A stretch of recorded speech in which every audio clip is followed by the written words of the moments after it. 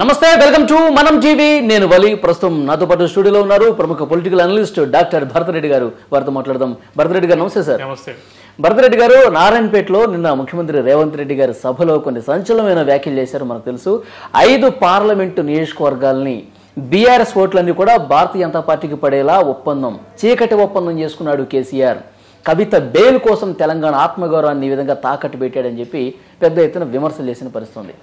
నిజంగా అంటే నియోజకవర్గాల పేర్లతో సహా చెప్తున్నాడు ఆయన. ఎట్లా చూడాలి దీన్ని? రేవంత్ రెడ్డి మొదటి నుంచి కూడా అసెంబ్లీ ఎన్నికల ముందు నుంచి కూడా బీఆర్ఎస్ బీజేపీ ఒకటే, కవిత అరెస్ట్ విషయంలో కవితను అరెస్ట్ చేయకుండా ఆపుతున్నారనే ప్రచారం మొదటి నుంచి కూడా రేవంత్ రెడ్డితో సహా కాంగ్రెస్ పార్టీ నాయకులందరూ చేయడం జరిగింది. అందుకు అనుగుణంగానే బీజేపీ వ్యవహార శైలి కూడా మనకు కనిపించింది. ఒక 2 సందర్భాలు. ఒకటి, దూకుడుగా వ్యవహరిస్తున్న బండి సంజయ్ని అకస్మాత్తుగా మార్చడం అనేది బీజేపీ శ్రేణులకే అర్థం కాలేదు. ఎందుకు బండి సంజయ్ని మార్చారనేది ఒకటి. రెండోది, కవిత కేసు విషయంలో ఈడీ కానీ సిబిఐ కానీ 4-5 సార్లు పిలవడం జరిగింది. ఇక అరెస్టు ఈరోజు రేపో అరెస్ట్ అనే క్రమంలో అది మరుగున పడిపోవడం జరిగింది. ఈ 2 సంఘటనలు ఏదైతే కాంగ్రెస్ ప్రచారం చేసిందో బీజేపీ బీఆర్ఎస్ ఒకటే అనేది ప్రజలు చాలా వరకు నమ్మారు. నమ్మడంతో వాళ్ళకు దాదాపు హైదరాబాద్ నగరంలో సీట్లు అయితే హైదరాబాద్లో లాంటి ప్రాంతంలో బీజేపీ ఎక్కడ గెలిచినా గెలవకున్నా హైదరాబాద్ నగరంలో గెలుస్తూ ఉంటుంది. మనం చరిత్ర చూసినట్టయితే అంబర్పేట, ముషీరాబాద్ ఇట్లాంటి స్థానాల్లో అసలు హైదరాబాద్ పార్టీగానే ముద్రపడ్డది ఒకప్పుడు బీజేపీకి. అలాంటిది కేవలం ఒకే ఒక స్థానం గోషామాలు గెలవడం జరిగింది. మిగతా పట్టున్న స్థానాలు కేంద్ర మంత్రిగా పనిచేసిన కిషన్ రెడ్డి అంబర్పేట కానీ, ముషీరాబాద్ ఎంపీగా పనిచేసిన ఇలాంటి స్థానాలన్నీ కోల్పోవడం జరిగింది. ప్రజల్లో ఒక అనుమానం అయితే దారితీయడం జరిగింది. నిజంగానే బీఆర్ఎస్కు బీజేపీకి పొత్తుందా? ఏదైతే బీఆర్ఎస్ రావద్దని కోరుకుంటున్న ప్రజలంతా కూడా ఏమైందంటే వీళ్ళిద్దరు కలిసిపోతున్నారేమో, రేపు కలిసిపోతారు అనే దాంతో ఒక్కసారిగా కాంగ్రెస్ పార్టీ వైపు ప్రజలు మళ్ళడం జరిగింది. ఆ రిజల్ట్ మనకు కనిపించడం జరిగింది.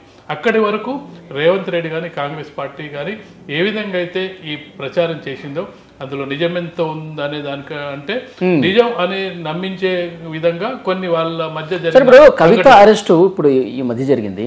అదే అసెంబ్లీ ఎన్నికల కంటే ముందు జరుగుంటే కాంగ్రెస్ పార్టీని మెయిన్గా ప్రతిపక్షంగా చూసేవాళ్ళ, లేకపోతే భారతీయ జనతా పార్టీకి అవకాశం ఇచ్చేవాళ్ళ? అది జరుగుంటే, ఎందుకంటే దాన్ని ఒక పాయింట్గా చెప్తున్నారు కదా భారతీయ జనతా పార్టీ నాయకులు, ముందే చేస్తుంటే మనకు బాగుండేదని. ఒక భారతీయ జనతా పార్టీ కాదు, చాలా మంది రాజకీయ విశ్లేషకులు, రాజకీయ నాయకులు పార్టీ మారిన వాళ్ళు చాలా మంది బీఆర్ఎస్కి వ్యతిరేకంగా, కేసీఆర్కి వ్యతిరేకంగా కాంగ్రెస్ పార్టీ వీక్ అయిపోయింది, బీజేపీ మాత్రమే బీఆర్ఎస్ని కొట్టగలదు అన్న నేతలందరూ కూడా బీజేపీ వైపు చూడడం జరిగింది. మనం వెంకటస్వామి కానీ, అలాగే రాజగోపాల్ రెడ్డి కానీ చాలా మంది నాయకులు వాళ్ళందరూ కూడా ఒక్కొక్కరుగా వెళ్ళిపోతూ వాళ్ళు చెప్పింది ఏంటి, బీజేపీ బీఆర్ఎస్ ఒకటే, మేము పార్టీని మారడానికి అసలు కారణం ఇదే, బండి సంజయ్ని మార్చడానికి. అది బీజేపీ నుంచి వెళ్ళిపోతున్న వాళ్ళు ఇచ్చిన సంకేతం.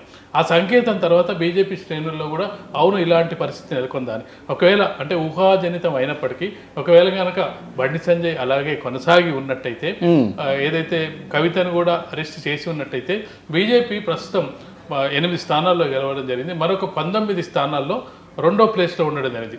ఆ 2వ ప్లేస్లో ఉన్న స్థానాల్లో కనీసం ఒక సగం స్థానాలు మనం వేసుకుంటే, ఒక 10 స్థానాలు వేసుకుంటే 18 స్థానాలు వచ్చినట్టయితే అప్పుడు ఒక హంగ్ అసెంబ్లీగా ఏర్పడే అవకాశం ఉంది. బీజేపీ పూర్తి స్థాయిలో మెజార్టీ సాధించే అవకాశాలు చాలా తక్కువ తెలంగాణలో ఇప్పుడున్న పరిస్థితుల్లో. ఎందుకంటే దక్షిణ తెలంగాణలో బీజేపీ శూన్యం. ఖమ్మం, నల్గొండ, మహబూబ్నగర్, వరంగల్ ఇట్లాంటి ప్రాంతాల్లో శూన్యం. వాళ్ళకున్నది బేసు హైదరాబాదు, అలాగే ఇటీవలి కాలంలో ఉత్తర తెలంగాణలో వాళ్ళకు ప్రభావం ఉంది. కాబట్టి పూర్తి స్థాయిలో 60 స్థానాలు రావడం అనేది ఇప్పుడున్న పరిస్థితిలో, గత ఎన్నికలైనా ఇప్పుడున్న పరిస్థితిలో చాలా అసాధ్యమైన విషయం. కానీ కొంతవరకు హంగ్ అసెంబ్లీ అయి వాళ్ళు కూడా కీలకంగా వీళ్ళ సపోర్ట్ ఇస్తేనే బీఆర్ఎస్ ప్రభుత్వం ఏర్పడే పరిస్థితి, లేదంటే బీఆర్ఎస్ వాళ్ళు వీళ్ళకు మద్దతు ఇచ్చే పరిస్థితి అయితే నెలకొని ఉండేది. అలాంటి పరిస్థితి మనం సింపుల్ అంటే ఇప్పుడున్న లెక్కల ప్రకారం 18 స్థానాల్లో 2వ ప్లేస్లో రావడం జరిగింది. 18 స్థానాల్లో మనం 50% తీసుకున్న గెలుపును అంచనా వేసినా కనీసం ఒక 10 స్థానాలు, 10 + 8 18. ఆ 10 ఎవరికి తగ్గాయి? ఆ తగ్గిన స్థానాలు కొన్ని కాంగ్రెస్కి తగ్గాయి, కొన్ని బీఆర్ఎస్కి తగ్గాయి. అలాంటి పరిస్థితిలో ఆ కాంగ్రెస్ 45 దగ్గరనో 50 దగ్గరనో 50 దగ్గరలో ఆగిపోయింటే వాళ్ళకు ఖచ్చితంగా అప్పుడు అంగ అసెంబ్లీ అయినప్పుడు ఒకవైపు బీజేపీ కీలకంగా మారే అవకాశం ఉండేది, ఎంఐఎం కీలకంగా మారే అవకాశం ఉండేది, ఒక 4 అంటే చతుర్ముఖంగా కనిపించేది.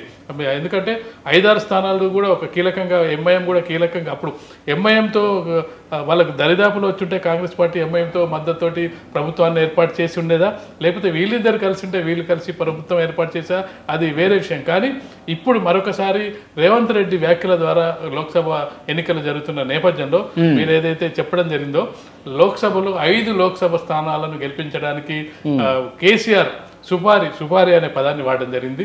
సుపారీ తీసుకున్నాడు అని చెప్పడం జరిగింది. 5 కోట్ల రూపాయలు మోదీ దగ్గర నుంచి తీసుకున్నాడు కేసీఆర్ ఈ 5 లోక్సభ స్థానాలని గెలిపించడానికి ప్రయత్నం చేస్తున్నారని చెప్పడం జరిగింది. 5 పార్లమెంటు స్థానాల పేర్లను కూడా చెప్పడం జరిగింది. అయితే అందులో ముఖ్యంగా రేవంత్ రెడ్డి ఆందోళన మనం చూసుకున్నట్టయితే ముఖ్యంగా అందులో 2 ముఖ్యమైన స్థానాలు ఉన్నాయి. ఒకటి మహబూబ్నగర్, 2 మల్కాజ్గిరి. మిగతా స్థానాలకుంటే ఈ 2 చాలా ముఖ్యమైనవి రేవంత్ రెడ్డికి. ఎందుకంటే ఒకటి మల్కాజ్గిరి ఆయన సిట్టింగ్ ఎంపీ, రెండవది మహబూబ్నగర్ అనేది ఆయన సొంత జిల్లా. ఈ 2 జిల్లాల్లో కనుక ఒకవేళ ఓటమి చెందితే అధిష్టానం దగ్గర రేవంత్ రెడ్డికి కొంతవరకు ప్రాధాన్యత తగ్గే అవకాశం. ఇప్పుడు ఏకపక్షంగా కొనసాగుతున్నాడు. సీనియర్లు కూడా అంత కామ్ అయిపోయారు. కాంగ్రెస్ పార్టీలో ఎలా ఉంటుందంటే, నువ్వు విజయాలు చేకూరుస్తున్నంతసేపు నీ మీద ఎవరు వేలెత్తి చెప్పారు. ఒక్కసారి నువ్వు అపజయం ఏదో చిన్న ఛాన్స్ దొరికింది అనుకో, ఈ రోజు నిన్న చెప్పిన ఏదైతే కోమటిరెడ్డి వెంకరెడ్డి మరో 10 ఏళ్ల పాటు సీఎంగా రేవంత్ రెడ్డి కొనసాగుతారని చెప్పిన కోమటిరెడ్డి వెంకటరెడ్డి ఒక 10 లోపు స్థానాలు వచ్చినట్టయితే వీళ్ళే అసలు రేవంత్ రెడ్డి వల్లనే ఇదంతా మేము కోల్పోవాల్సి వచ్చింది, రేవంత్ రెడ్డి ఏకపక్ష నిర్ణయాల వల్లనే లోక్సభ స్థానాలు కోల్పోవాల్సి వచ్చిందని చెప్పే ఖచ్చితంగా ప్రమాదం ఉంటుంది. అందుకు సీనియర్లు కూడా ఎప్పుడు వెయిట్ చేస్తూ ఉంటారు. ఇప్పుడు ఏదో రేవంత్ రెడ్డి పక్క నుండి మేము సపోర్ట్ చేస్తున్నామని చెప్తున్నప్పటికీ కాంగ్రెస్ పార్టీలో ఎప్పుడు శాశ్వతం కాదు. ఎవరు ఎప్పుడు మారుతుంటారో, ఎవరు ఎప్పుడు అప్పర్ స్టేజ్ తీసుకుంటారో మనకు తెలియదు. కాబట్టి ఇప్పుడు రేవంత్ రెడ్డికి కీలకంగా ఏంటంటే, ఇంక మరొక విషయం మనం ఒకసారి ప్రస్తావించినట్టయితే, ఇటీవల కాలంలో పత్రికల్లో చూసుకున్నట్టయితే దాదాపుగా మనకు 92 లక్షల ఓట్లు అసెంబ్లీ సందర్భంగా 92 లక్షల ఓట్లు కాంగ్రెస్కి రావడం జరిగింది, 87 లక్షల ఓట్లు బీఆర్ఎస్కి రావడం జరిగింది, 32 లక్షల ఓట్లు బీజేపీకి రావడం జరిగింది. అయితే ఇప్పుడు బీఆర్ఎస్ పార్టీ వీక్ అయిందని చెప్పి పార్టీ నాయకులు చెప్తున్నారు. వాళ్ళ మాటల ద్వారా చేతల ద్వారా కూడా అర్థమవుతుంది. ఎందుకు అర్థమవుతుందంటే, లోక్సభ ఎన్నికల్లో పోటీ చేయడానికి ఎవరు అభ్యర్థులు దొరకని పరిస్థితిలో బీఆర్ఎస్ వీక్ అయిందనేది తెలుస్తుంది. ఇక్కడ కూడా మనం చూసుకున్న తెలంగాణలో బీజేపీ కాంగ్రెస్ల మధ్యనే ఇక్కడ పోటీ జరగబోతుంది అనేది స్పష్టం. ఒకటి వీక్ అవడం, రెండోది లోక్సభ ఎన్నికలు కాబట్టి లోక్సభ ఎన్నికల దృష్ట్యా జాతీయ పార్టీల మధ్యనే పోటీ ఉంటుంది. ఆ పోటీ బీజేపీ బీఆర్ఎస్ మధ్యలో ఉంటుందని ఇటు కాంగ్రెస్ ఒప్పుకుంది. బీఆర్ఎస్ ఏంటంటే మాకు బీజేపీకి అని చెప్పి వాళ్ళు చెప్తున్నారు, కాంగ్రెస్ని వాళ్ళు తక్కువ అంచనా వేస్తున్నారు. ఏది ఏమైనప్పటికీ ఇప్పటికీ 87 లక్షల ఓటర్లు ఎటువైపు మళ్తారనేది ఇప్పుడు పెద్ద ప్రశ్న. వాళ్ళకు దాదాపుగా 37% ఓటింగ్ వచ్చినట్టుంది మొన్న ఎలక్షన్లో. 37% ఓటింగ్లో అది 20% దిగజారుతుందా, 25% దిగజారినప్పటికీ 12% ఓట్లు, 12% 15% ఓట్లు కాంగ్రెస్ పార్టీ లాక్కుంటుందా? దీన్ని దృష్టిలో పెట్టుకొని కాంగ్రెస్ పార్టీ ఇటీవల కూడా వేణుగోపాల్ మీటింగ్ పెట్టిన సందర్భం కూడా ఎవరు పార్టీలోకి వస్తా వాళ్ళని చేర్చుకోండి, ఎవరిని రిజెక్ట్ చేయొద్దని చెప్పడం ద్వారా బీఆర్ఎస్కున్న ఓటు బ్యాంకుని తమ వైపుకు తిప్పుకోవడానికి ప్రయత్నాలు చేస్తున్నారు. బీఆర్ఎస్కి ఓటేసిన వాళ్ళు ఈ 37% మందిలో ఎంతవరకు మనకు ఓటేస్తారనేది కూడా అది చూస్తున్నారు. ఈ క్రమంలో బీజేపీకి ఇప్పుడు ఒప్పందం ఉన్నా లేకపోయినా, సుపారీ ఇచ్చినా ఇవ్వకపోయినా, జాతీయ ఎన్నికలు కాబట్టి, లోక్సభ ఎన్నికలు కాబట్టి, లోక్సభ ఎన్నికల నేపథ్యంలోనే ఎన్నికలు జరుగుతుంటాయి. నరేంద్ర మోడీ కవిత బెయిల్ కోసం ఈ రకంగా బీఆర్ఎస్ అధినేత కేసీఆర్ చేస్తున్నారు, సుపారీ తీసుకున్నారు అని చెప్పేసి మాట్లాడుతున్నారు.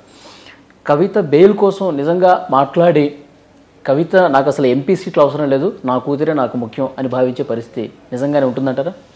అలాంటప్పుడు అసలు ఎన్నికల్లో పోటీ కూడా చేయకూడదు. అసలు నిజాలు తెలిసిపోతాయి.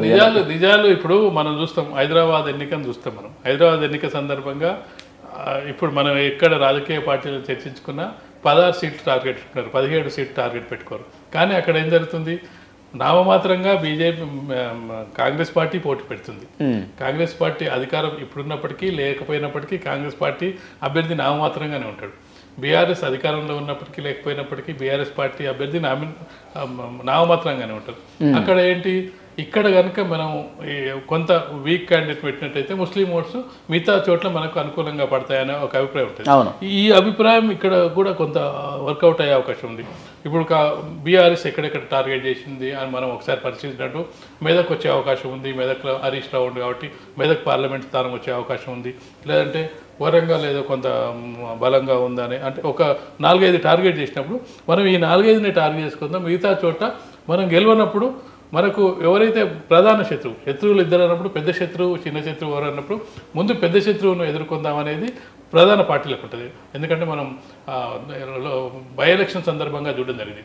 మన దగ్గర 3 బై ఎలక్షన్స్ రావడం జరిగింది. ఒకటి దుబ్బాక, తర్వాత హుజూరాబాద్ ఒకటి, మునుగోడు ఒకటి. ఆ సందర్భంగా అసలు బీజేపీకి గతంలో దుబ్బాకలో డిపాజిట్ వచ్చిన పరిస్థితి కూడా లేని స్థాయి నుంచి రఘునందనరావు గెలిచే స్థాయికి రావడం జరిగింది.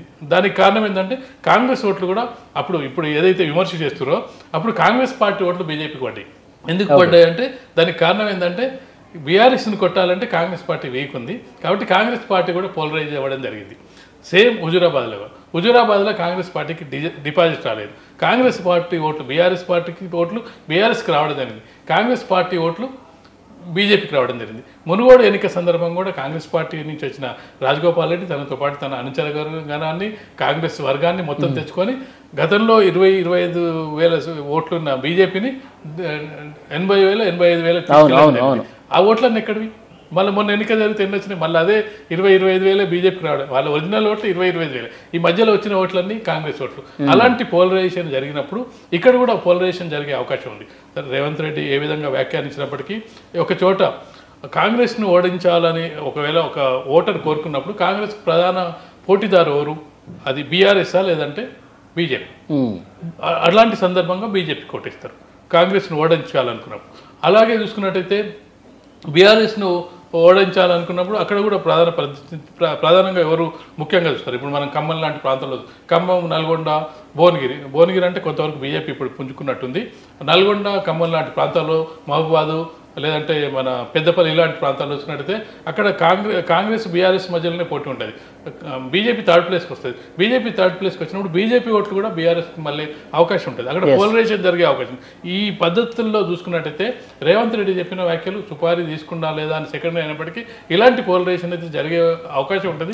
బీఆర్ఎస్ ఓటర్ ఖచ్చితంగా కూడా ఏదో ఒక పార్టీని సెలెక్ట్ చేసుకునే అవకాశం ఉంటుంది. తన పార్టీ గెలవదనుకున్నప్పుడు తనకు నచ్చని పార్టీకి తక్కువ శత్రుత్వం ఉన్న పార్టీని ఎంచుకునే అవకాశం ఉంటుంది. దాంతోపాటు జాతీయ ఎన్నికల ప్రభావం కూడా ఉంటుంది. లోక్సభ ఎన్నికల్లో మోడీ ఉండాలా వద్దా అనేది ఒక థీరీ ఉంటుంది. రాహుల్ గాంధీకి సపోర్ట్ చేయాలా వద్దా అనేది ఒక థీరీ ఉంటుంది. ఇవి ప్యూర్గా మనం సర్పంచ్ ఎన్నికలు ఒకలాగా జరుగుతుంటాయి, ఎంపీటీసీ ఎన్నికలు ఒకలాగా జరుగుతుంటాయి, అసెంబ్లీ ఎన్నికలు ఒకలాగా జరుగుతుంటాయి. అలా చూసుకున్నట్టయితే లోక్సభ ఎన్నికలు ఒకసారి. ఎందుకంటే మన కళ్ళ ముందు ఎగ్జాంపుల్ ఉంది. 2018లో చూసుకున్నట్టయితే అసెంబ్లీలో ఒకే ఒక స్థానం గెలవడం జరిగింది బీజేపీ. కానీ 2019 6 నెలల తర్వాత జరిగిన 4 ఎంపీ సీట్లు అంటే మనం ఏంది ఒక ఎంపీకి 7 అసెంబ్లీ సెగ్మెంట్లు వేసుకున్నా దాదాపు 28 అసెంబ్లీ సీట్ల కౌంట్ తీసుకోవచ్చు. దాన్ని 28 అసెంబ్లీ సెగ్మెంట్ ఒక 6 నెలల కాలంలో చేంజ్ అయింది. అసలు ఎవరు ఊహించలేదు 4 ఎంపీ సీట్లు బీజేపీ గెలుస్తుందని. బీజేపీ ఎప్పుడు గెలిచినా కానీ ఒక సికింద్రాబాద్ గెలిచేది, లేదంటే ఎప్పుడో ఒకసారి కరీంనగర్ అప్పుడప్పుడు గెలిచిన సందర్భాలు, మెదక్ ఒకసారి గెలవడం. అది కాదు సికింద్రాబాద్ ఒకటే కంటిన్యూస్గా కాంగ్రెస్ ఆర్ బీజేపీ గెలుస్తున్న సందర్భాన్ని. కాబట్టి ఇప్పుడున్న పరిస్థితుల్లో ఖచ్చితంగా కూడా బీఆర్ఎస్ ఓటర్ షిఫ్ట్ అవుతారు. ఆ షిఫ్టింగ్ ఎవరి వైపు ఉంటుంది అనేది కేసీఆర్ షిఫ్ట్ చేపిస్తుందా, ఈ సుపారీ ద్వారా షిఫ్ట్ అవుతుందా, లేకపోతే సొంతంగా బీఆర్ఎస్ అవకాశం అయితే కనిపిస్తుంది. ఖచ్చితంగా షిఫ్ట్ అయితే ఖచ్చితంగా అవుతుంది. 87 లక్షల ఓట్లు మొన్న పడ్డ ఓట్లు అనేవి ఇప్పుడు ఖచ్చితంగా 87 లక్షల ఓట్లు అయితే బీఆర్ఎస్ పడవు. 37% ఓటింగ్ అయితే జరగదు. ఆ 37%లో కాంగ్రెస్ ఎంత చీల్చుకోగలుగుతుంది, బీజేపీ ఎంత చీల్చుకోగలుగుతుంది అనే దాని మీద కూడా కనిపిస్తుంది. ఏదైతే మన 5 నియోజకవర్గాలకు సంబంధించి రేవంత్ రెడ్డి చెప్పిండో ఆ నియోజకవర్గాల్లో ఖచ్చితంగా షిఫ్టింగ్ అయితే ఖచ్చితంగా చూద్దాం sir. Thank you very much Bharat Reddy గారు.